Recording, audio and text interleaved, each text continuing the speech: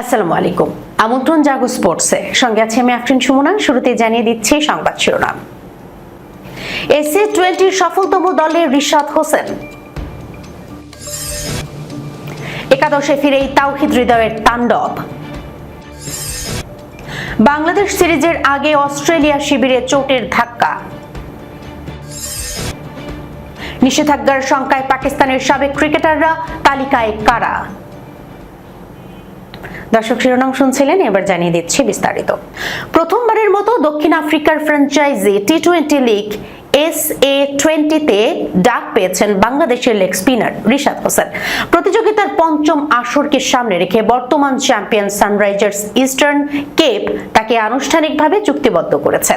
তিনবারের শিরোপাজয়ী এই ফ্র্যাঞ্চাইজিটি বুধবার রিশাদকে দলে নেওয়ার বিষয়টি নিশ্চিত করেছে।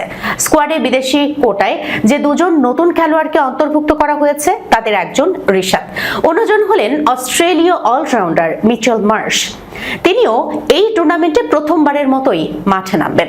গত 2 বছর ধরে বাংলাদেশের অন্যতম প্রধান টি-20 বোলার হিসেবে নিজেকে প্রতিষ্ঠিত করা রিশাদ ইস্টার্ন কেপ স্কোয়াডে আফগানিস্তানের রহস্যময় স্পিনার এ.এম. গাজনফারের স্থলাভিষিক্ত হচ্ছেন। 24 বছর বয়সী এই ক্রিকেটার 2024 সালের টি-20 বিশ্বকাপে এক স্মরণীয় পারফরমেন্স উপহার দিয়েছেন। সেই আসরে তিনি 14টি উইকেট শিকার করেছিলেন, যা আফগান তারকা রশিদ খানের সাথে যৌথভাবে টুর্নামেন্টের দ্বিতীয় সর্বোচ্চ উইকেট সংগ্রহের রেকর্ড। এরপর থেকেই রিশাদ বাংলাদেশের সাদা বলের ক্রিকেটে নিয়মিত মুখ হয়ে উঠেছেন এবং বিশ্বের বিভিন্ন ফ্র্যাঞ্চাইজি লিগগুলোর নজর কেড়েছেন।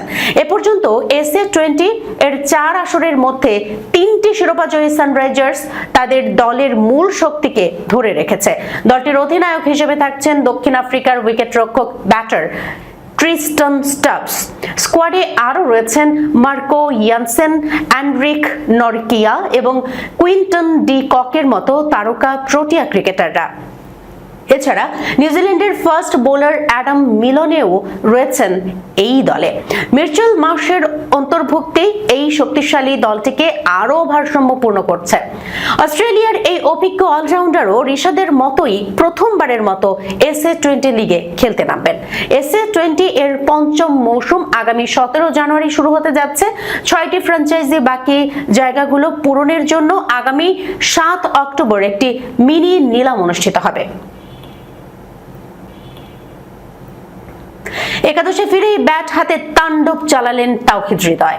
লঙ্কা প্রিমিয়ার লিগের মহা গুরুত্বপূর্ণ কোয়ালিফায়ারে ব্যাট হাতে চমক দেখিয়েছেন বাংলাদেশি এই তারকা।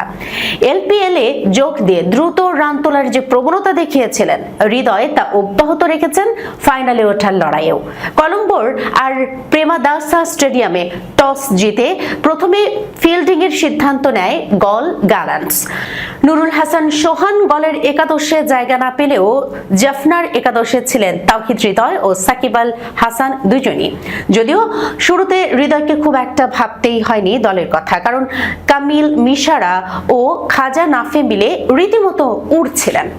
অভিষ্কা ফার্নান্দো 14 বলে 19 রান করে বিদায় নিলে দুজনে গড়েন 138 রানের অনবদ্য জুটি, যে জুটি ভাঙে 32 বলে 54 রান করে নাফে বিদায় নিলে। তার আগে বিপিএল দিয়ে উঠে আসা পাকিস্তানি এই তরুণ 4টি 4 ও 3টি ছক্কা হাঁকান। দলীয় 173 রানে নাফে বিদায় নিলে অধিনায়ক ভানুকা রাজাপক্ষে নিজে ক্রিজে না নেমে ভরসা করেন হৃদয়ের উপর, আর হৃদয় নেমেই শুরু করেন তাণ্ডব। একের পর এক ছক্কা হাঁকিয়ে ভেঙে দেন গল গ্যালান্টসদের বোলারদের মনোবল, আর দলের রানও তরতর করে বাড়তে থাকে।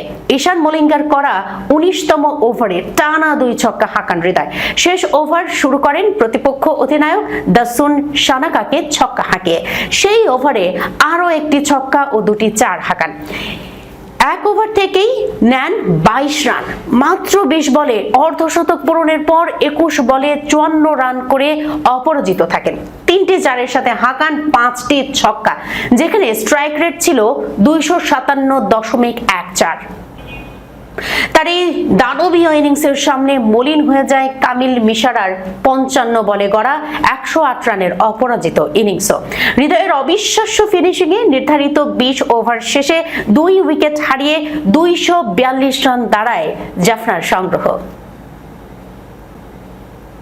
অস্ট্রেলিয়ার ফাস্ট বোলিং বিভাগে বড় ধাক্কা লাগলো। Pace bowling allrounder Michael Neser ব্রিসবেনে অনুশীলনের সময় কাফ ইনজুরিতে পড়েন। এর ফলে কয়েক সপ্তাহের জন্য মাঠের বাইরে ছিটকে গেছেন তিনি। বাংলাদেশের বিপক্ষে 2 টেস্টের সিরিজের দলে ছিলেন না নেসার। জশ হ্যাজেলউড মাঠে ফেরায় দলে তার জায়গা হয়নি, কিন্তু প্রয়োজন পড়লে তার ডাক পড়ত মূল দলে। রিজার্ভ দলে ছিলেন তিনি। অস্ট্রেলিয়া দলের এক মুখপাত্র বলেছেন, কাফ স্ট্রেন নেসারকে কয়েক সপ্তাহের জন্য অনুশীলন ও খেলা থেকে দূরে রাখবে। তবে দক্ষিণ আফ্রিকা সফরের জন্য পূর্ণ ফিটনেস ফিরে পাওয়ার আশা এই পেস বোলিং অলরাউন্ডারের। বাংলাদেশের বিপক্ষে সিরিজের পর সেপ্টেম্বরের শেষ থেকে দক্ষিণ আফ্রিকা সফর করবে অস্ট্রেলিয়া। 3 ওয়ানডে সিরিজ শেষ হবে 30 সেপ্টেম্বর। তারপর 3 ম্যাচের টেস্ট সিরিজ শুরু হবে 9 অক্টোবর থেকে।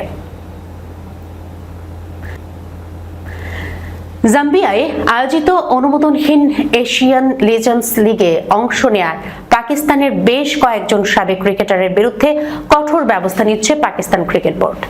বোর্ডের পক্ষ থেকে জানানো হয়েছে, প্রয়োজনীয় অনুমোদন ছাড়া ওই টুর্নামেন্টে অংশ নেওয়া ক্রিকেটারদের 2 বছরের জন্য নিষেধাজ্ঞার আওতায় আনা হবে।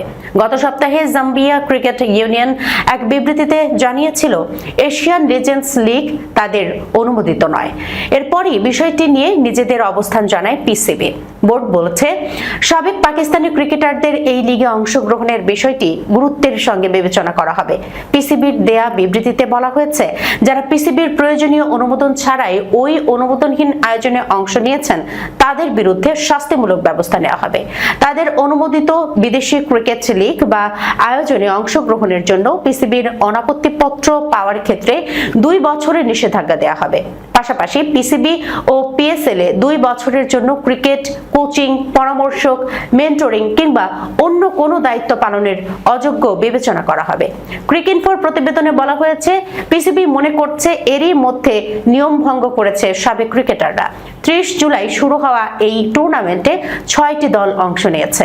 এর মধ্যে পাকিস্তান প্যান্থার্স নামে একটি দল রয়েছে, যেখানে শুধু পাকিস্তানের সাবেক ক্রিকেটাররাই আছেন। দলটি এখন পর্যন্ত 2টি ম্যাচ খেলেছে।